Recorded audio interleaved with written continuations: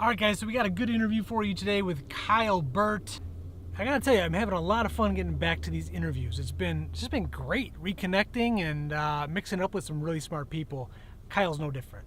So pay close attention to this one. Like, what Kyle has been doing is really innovative. He's always on the cutting edge. Right now he's diving deep into live video and live LinkedIn video. He's almost treating it like a call-in, like an old school radio show. Really interesting the way that he's just applying technology, building connections, and his insights into not only niching down, but how he's providing value and getting it in return. So enough for me. Let's check out the interview. Well, Kyle, man, I'm glad you were to join me, man. Thanks for jumping on, and excited to talk to you a little bit. Yeah, man, likewise. So I guess I just want to dive in right away with you. Obviously, I've known you for a little while now, and primarily because of the content that you guys have been creating, you yourself. And so give me a little read on, like, when did you start creating the content, and what is, like, why were you doing it? Yeah, so honestly, it purely started for fun. Just started drinking coffee, right? And then started drinking coffee with other people just on camera.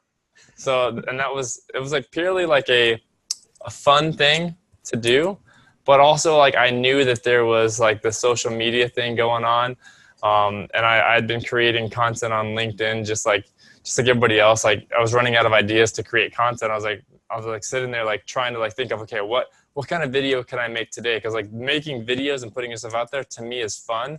I'd always made skate videos as a kid and hockey videos, and that was kind of like a lost art that I like locked away in here. And then went to business school and just started doing the business thing. And I'm like, oh, wait, I can bring these two worlds and make them collide. And I can do business related content on the internet and try to make it fun and interesting. So when I first started, the content was, in my opinion, kind of stale, kind of just boring. I'm just getting facts across, which you could actually Google yourself. So I had to add that like entertainment element to it. And at the same time of like trying so hard to create something versus, hey, I got an idea. Why don't we just drink coffee with people and have the camera on? There's an idea. and then we don't have to create content. Now we're just like, hey, who do you want to drink coffee with this week? Oh, let's drink coffee with Steve. And let's record it. And maybe there's content there. Caught me mid-sip. Yeah, I mean, so we were talking kind of before I started recording. It's interesting that you mentioned entertainment, because I've been thinking a lot about this. I mean, I still look at what I do even now, a lot of the content that I'm putting out there, and there's just not enough to it. I think I mentioned to you, I'm going to try to be much more intentional with what I'm creating, but it is interesting just to kind of watch how things have evolved, because you don't want to be boring. You want things to be, very practical and usable for people. And I think years ago when I started doing podcasting and then I stopped for a while, it really, like, what we're doing now was enough. People built careers just on, because it was so new. Right. But as all these creators kind of get into the game, it's like, I think all the time to myself, like, how does this fit into my business? Because I'm not a talk show host, right? I'm not going to get paid to do this. So how does this apply to kind of what I'm doing? So I guess I'm curious for you, like, what you're doing now. I mean, are you architecting how that fits into your existing business? And I guess two-part question to that is, as you evolved, how has your content creation expanded your network, your opportunities, and your business at large? Yeah. So no, those are some great questions. And I mean, truth be told, I have no idea what I'm doing. I'm building a plan on my way down. But one thing, like, I'm just experimenting like day by day, taking it one day at a time. And I'm no better than anybody else at this. I'm just trying to figure it all out too, just like yourself. But I have noticed, like, when I'll have like intentional guests that will be on the show that maybe nobody knows about. Like, they're not like this world famous book writer. They're not this world famous career coach. They're nothing like that. They're just, hey, this is the guy down the street who I want to do business with, or who I already do business with, because maybe somebody that looks like him, that has a similar role to him, might watch this and actually might want to work with me. Sure. So I've done that, and I've actually gotten a little bit of business out of that. And just not just for the sake of business, but like, I've built relationships with, like, I've strengthened relationships with my customers, because I've actually had a customer on camera on a podcast. I already had a good relationship with him to begin with, but then I put him on the podcast, and it's just like another bond. He's like, Kyle, I've never been on a podcast. My wife loved it. We've listened to this 100 times now. Like this, like he loved it, and I was the first one to put him on a podcast. Yeah, so that was like, oh wow, light bulb, like that's crazy, right? So like he sees it as I did something nice for him. I see it as he did something nice for me, because he actually got on the show. But like he sees it completely opposite. He's like, no, Kyle, you put me on, and I appreciate that. So like that's building relationships, and it's helping create connections that might not have been there, because a handful of people will reach out to me and say, hey, I saw your show. I love it. I love what you're doing. Keep on going. And like those little words of encouragement, like, yeah, I'm not going to be a professionally paid Jay Leno talk show host. I know that. Well, you never know. We don't know anything for sure, right? But that's not really my goal. Like, I'm not trying to be the next late show host. I'm just a guy out here trying to figure out business and life, and just having fun interviewing some people that are cool along the way. So I think to do so intentionally would be to intentionally seek out the guest that would be your client. Mm-hmm. Mm-hmm. I think that's how this evolves. I think that's how it has to evolve, because then if the guest looks like your client, then maybe, just maybe, the ideal client that you have might actually watch that show, right? Plus, the client you have on the show as your guest might have a better relationship with you, might build a better relationship with you, and you strengthen that bond as customer and client owner relationship. Yeah, I don't think you can understate that. I mean, years ago, I was doing it mostly with print, well, not print, but blogs and articles and stuff like that.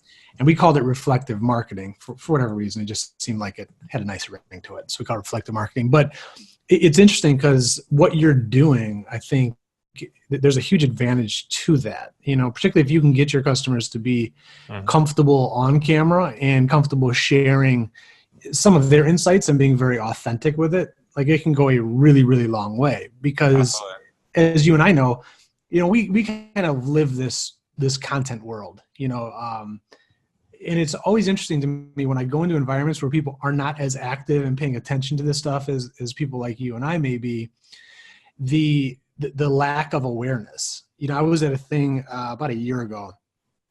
It doesn't matter what it was for, but it was targeting chiropractors. And one of my buddies was up there giving a presentation, and he got to landing pages and lead capture. And this was a year ago. And you would have thought like he just gave them the secret to everything, like something that's so common to people that live in our world. But it would have been the same if they had mentioned something to their peers about chiropractic. And I'd have been like, what is that? And maybe like, you don't know what that is? So I guess the thing of it is, like, when you do give these people, especially if they're a client, an opportunity to put themselves out there and give them exposure, done correctly, it does wonders. Because one, you're giving them exposure. It's free advertising in essence. A lot of times, like what I'll try to do when I do it is spoon feed them exactly what to distribute as well. Like, here's the file, here's what I would do with it. Because then they promote it, which, it's a win-win there. But if you can also get them to dive deep on their business and kind of apply how you were a part of that success, like, it's a great strategy. And, it's very smart, man. Absolutely. And I think the ingredients are really simple, and they're easy to overlook. And that is, instead of like trying so hard to create, like, it's literally just like documenting what you're doing. But like, it's that dumbs it down, but that people still have a hard time. Like, okay, well, what am I just like video myself drinking coffee all day and like sending emails? No, you got to, no, I mean, maybe, but and who are we? We're not the market police. The market speaks for itself. So if the market likes watching you drink coffee all day or just sit silently, then hey, I mean, who am I to judge? If people are watching it, then there's value there. But but because you're documenting and creating, now you can put yourself into interesting situations. You can prospect differently. Instead of prospecting saying like, hey, do you want to be my customer? You can be like, hey, I have this show. I think you'd be a great fit for it. Can we talk? Yeah.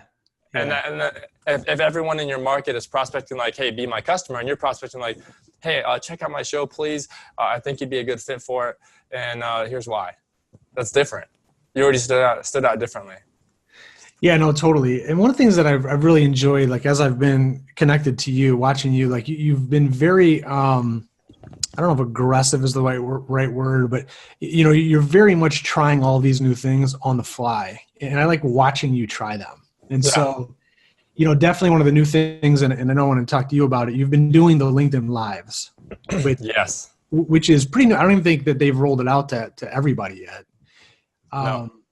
But live video in general, right? LinkedIn is one. Obviously, Facebook has it.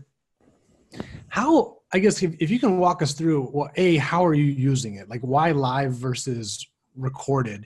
Like, what is the benefit there? What are you seeing from that? And then B, I'm always loading you up with these, A, B, C questions. Yeah. How are you doing it? Like, from a technological standpoint, like, how are you setting that up? Sure. Yeah. I don't see anybody doing any live podcasting. Maybe, I'm sure it's happening, right? Like, hey, we're podcasting, like you and I are podcasting right now, but this is being recorded. So like if we screw up, which I don't think you're that type of guy that's going to even edit our screw ups, but like, let's say we are those type of guys. Yep. We screw this up, we say something that we're not supposed to say, we do this. Now you can go back and edit that podcast. You can polish it up. You can make it sound like super pristine. I can do the same thing with a live show after the fact, but while we're live, we are engaging with you in a way that we can't do on like a recorded podcast. Like literally, like if you're out there watching us on live and you actually want to be a part of this, like I have a segment called Dialed In, which I think I'm turning that into actually a full show on its own now because it's been so popular. Like, and the concept is super simple. It's the radio.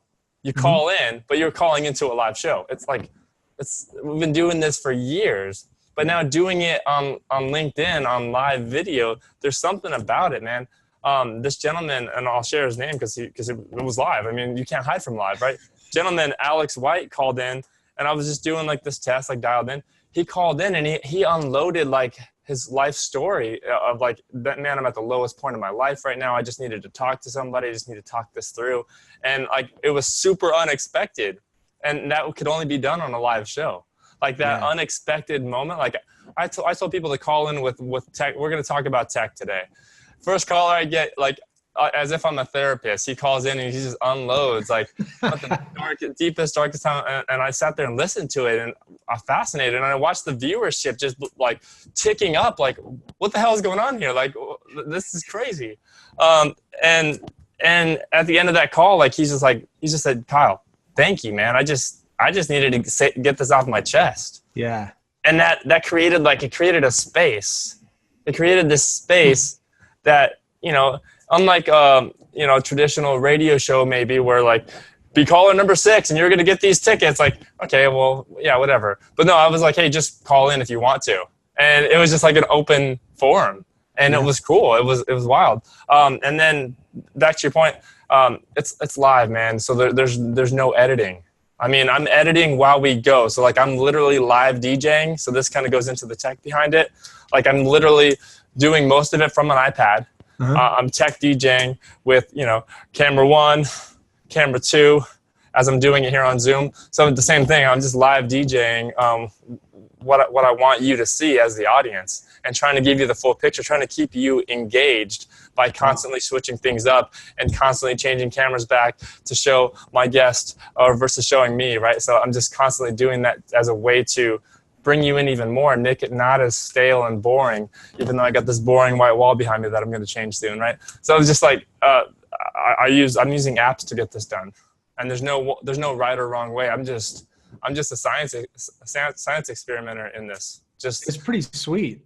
Every day I'm adding something to it. If you watch the show, which is every Wednesday at 10 a.m., if you do tune into the show, you're going to notice something different every time because I can't leave it alone. I have to tweak. I have to. I'll wake up at 3 in the morning and I'll add something, and I'll just go.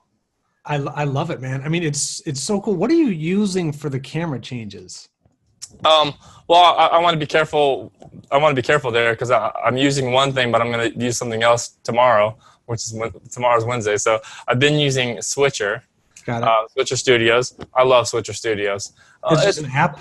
It's an app. It's relatively expensive, depending on who's looking at it, what you pay per month to use this app. And for people that are just getting in the game, absolutely 100% hell yes, get onto something like Switcher. There's a bunch of these apps, but Switcher works with LinkedIn right now, and but it works with other things too. So if you're streaming on Facebook, you can use Switcher. If you're streaming on YouTube, so what I've done recently is I've kind of started using a service called Restream.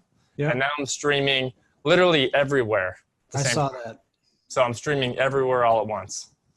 That's incredible. Yeah. I just started poking around with that, Restream, and it just, you're way more technical than I am at this stuff. It's a little over my head. I got to dive a little deeper, but man, at face value, I was like, what is this? It's crazy. So now we're on Zoom though. The stuff that I'm doing tomorrow is going to be even more wicked, man. Is it going to be cool? Yeah, I'll have to plug that and get. Because I found a way to like add animated logos, and I found a way to do like animated transparent videos, like GIFs basically, but transparent GIFs that I can throw on top. Sweet.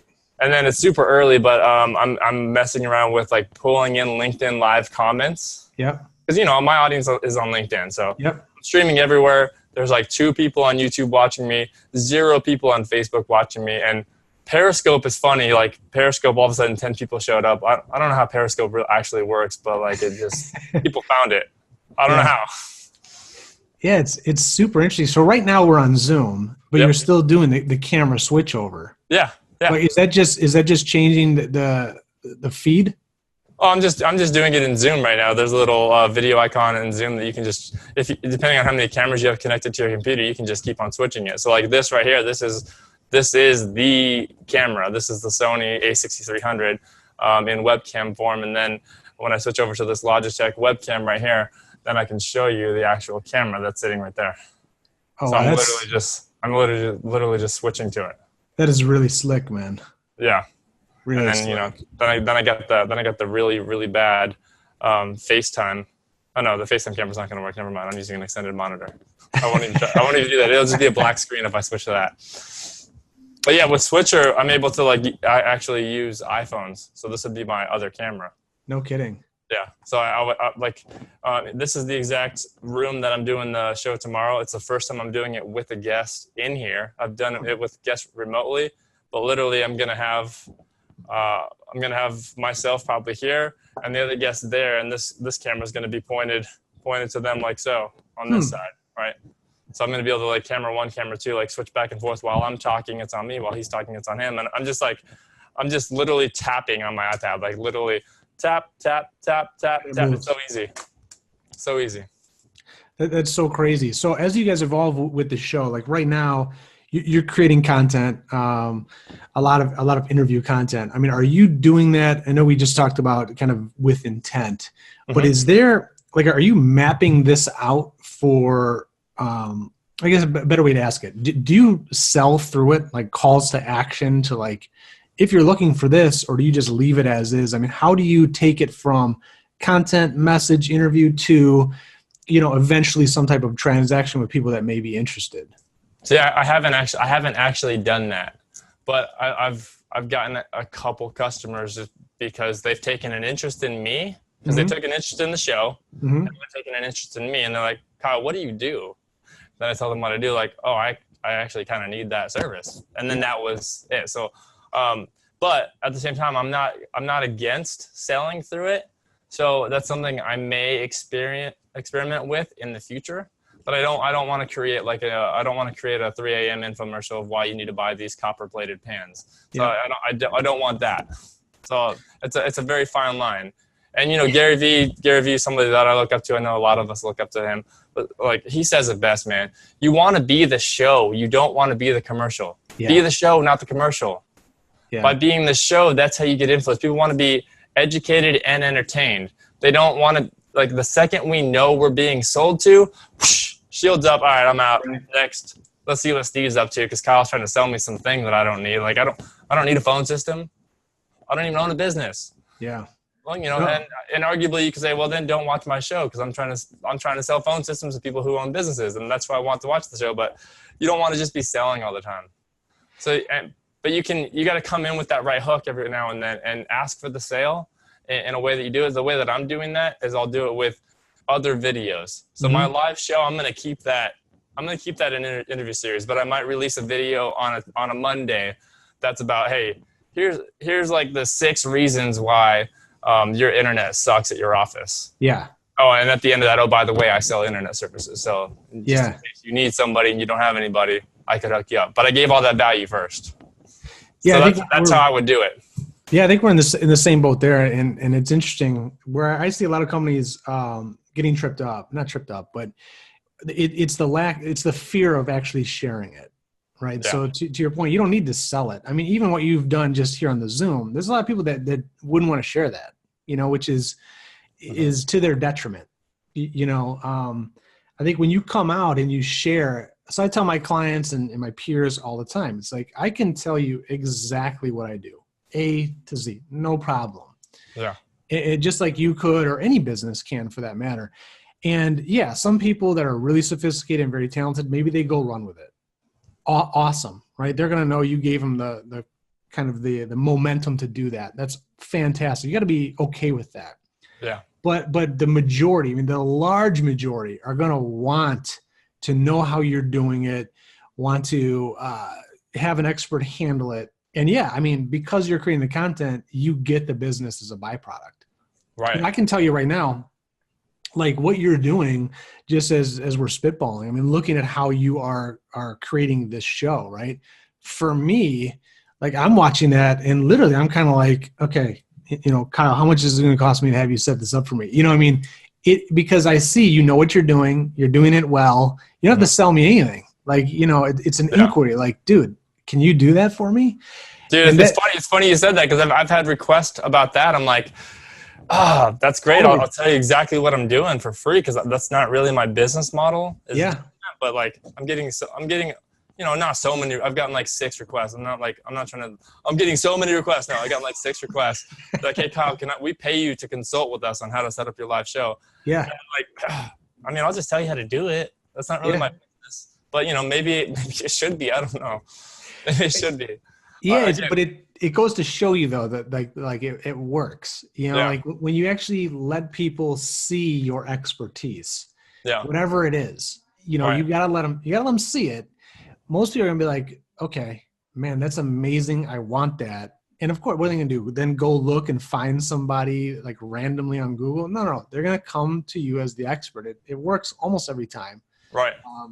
And then the content that you derive from it is always spectacular. Yeah, absolutely, man. Man, I'm brainstorming, just jotting down notes as I'm talking to you, and I know I gave you a heads up before, so kind of transitioning a little bit, like, that I'm now working a lot with like associations, nonprofits, stuff like that. I have ideas myself, but if you were kind of, if I came to you as a nonprofit or association, was like, man, I want to start creating some content, I want to do some of what you're doing, like, what would you do? Like, how would you approach that? Oh, simple. Who are your customers? So who donates? You're a nonprofit. So who's donating to you? Cool. What is their story? Mm-hmm. What does their story look like? What's the path from like them being a regular person throughout their day to like the point where they're like, hey, I'm going to give you guys $200 or $20 or $2. Like what does that path look like? And then once you can map that out, okay, cool. Steve is the ideal client. Or maybe we have like Steve, we have Deborah, we have Stacy, and we have Nicole. They're all different people, and they're all different. They live in this city. They drive this type of car. They live in this type of house. They smell this way. I mean, like so much context, as much context as you can add in, and then from like a producing evergreen type of content. Not just like, hey, we're going to make a Facebook ad that's going to target Steve. That's great. Hopefully you don't spend $20,000 on that and go over the top because I don't think you need to anymore. But instead of that, and maybe you do that too, right? But instead of that, just have conversations with those people. Mm-hmm. Find a repeatable, scalable show type of thing that. It doesn't have to be like you don't have to launch an official show. Like you don't have to say, hey, we're launching the show. But because you're like sitting down and cameras on, microphones are on, and you're just talking to people, talk to them for 30 minutes. And then in that 30 minutes, there's probably like at least 2 2 or 3 or 1 minute segments that are like, okay, that was cool when they said this and this and this and that. So then put that out there. But you have to go out there and film for 30, 60, 90 minutes at a time to be able to get the content that would actually like be bite-sized information that we can actually comprehend. Because there's a market segmentation that will watch my entire live show from beginning to end. They get notified, they're on, and they're watching the whole thing. There's another segment that, oh, Kyle's live again. They'll straggle in, like, hey, it's 10 o'clock on a Wednesday, right? So we're already asking you to, like, not work and watch this thing. So I get it. But the people that they'll straggle in, like, 15 minutes later, they're like, hey, Kyle, what's up? They'll add a comment. Hey, great to see you live. And then they'll bounce, right? Yeah. And then because they're not watching that. But they might have appreciated what I was doing. So then later, after the 1.5 hour stream, sometimes it goes that long, after the 1.5 hour stream, then I chop that up into like little micro bits of information that you can watch whenever you want. And there it is. And then they'll dive into that. But like having a show is a content engine for like literally like if I had the capacity, if I were to hire somebody right now to help me, and I might be, if I were to hire somebody to like help me chop up the micro segments, I could literally have a piece of content go out every single day, multiple times a day on every single channel because of having a live show. Like that's the engine that creates everything else. And it's not created, it's just documented. Like it's just conversations that are documented live in front of an audience, which adds to that entertainment because somebody will ask a question or somebody will pull somebody in on video. We'll just pull you in on video and then boom, that just took the show a whole different direction by having you on video right now. That's just me. That's just my style. No, I love it. It works. Do you limit the number of channels that you're distributing on? No. So you're putting it everywhere. I taste everything, but I have a focus, right? My focus is LinkedIn. Yep. So I'm laser focused on LinkedIn, but I can't ignore everything else because if LinkedIn fell off the face of the earth tomorrow, where would I be? Yeah. How are you I would have made content for a platform that doesn't exist. Just hypothetically saying, I don't think that's gonna happen, but hypothetically speaking. Yeah, no. So how are you doing that? Like, how much are you doing it yourself? Like taking the main piece of content and distributing to all the other channels? Yeah, I do that myself mainly. It's just waking up early. Yep. And getting spurts of like creative momentum, and whenever you're feeling it, like if I'm doing sales prospecting and I just hit a wall, I'm like, oh man, I called 6 people, no one answered, and that'd be a terrible prospecting exam. It'd be like 600 people and no one answered, and I'll be like, whatever, I'm gonna pivot right now. I can't do this anymore, and I feel like creating something, so I'll just go out there and I've gotten it down though. Like I've been doing it for so long that I know my style. I know that I can take a 1-minute clip and I can make it into something. I could add art to it and make it look more appealing, add captions. I know I could do that in about 30 minutes flat, and then that could be for 3 different platforms. So, but I just have this form down. I have my procedure down on how to tackle that. So cool, man. Do you use the content like you said? Prospecting, are you still doing for your main business? Like, are you doing traditional prospecting and outreach and all that jazz? Not as much as I believe that I still should be. I came from old school, like Death Star Corporation, sales mentality, consultative selling. So I feel like I'm going against my own grain because I'm a sales guy. I feel like, man, I should be like sending out like 6,000 cold emails and cold calling and knocking down. I feel like I should be, but then I'm not. I'm not doing that. And I feel happier not doing that. So now, like, I'll get referrals. I'll just take care of my clients, and then they'll be like, hey, Kyle, this other guy needs help, and I'll just jump in and help them. And by doing that, it's, and not everyone's at the place where they're getting, and I'm not getting a ton, right? But I get some referrals, and that helps me. So have you found, is the content creation what you're doing, is that increasing the referrals and the inbound leads? It's got to be obviously increasing inbound leads, but is that offsetting your I haven't seen that yet, but I'm still super new in the live streaming. LinkedIn live streaming is still super new. So, but I'll never forget the very first video I ever made on YouTube. It was called 4 Reasons for SD-WAN. I since took it down because I'm kind of embarrassed of it, but I probably should have. probably should have left it up. But that video had 200 views. I do not care about vanity metrics, but this is like the opposite. Like I'm showing you how bad it was. 200 views, right? But then Coca-Cola reached out to me. Wow. I did consulting for them. So like you don't need 2,000 views. You don't need 2 million views. You just need one view from the guy or gal who could be your customer. Yeah. Wow, that's interesting. Cool. Kyle, thanks, man. I'm gonna plug everything here. I'll make sure people follow you, and we both have to run. You have to run. That's a wrap. Cool. Appreciate it, I'll man. check with you later, man. Thanks for everything. Appreciate it, man. Cheers. Later.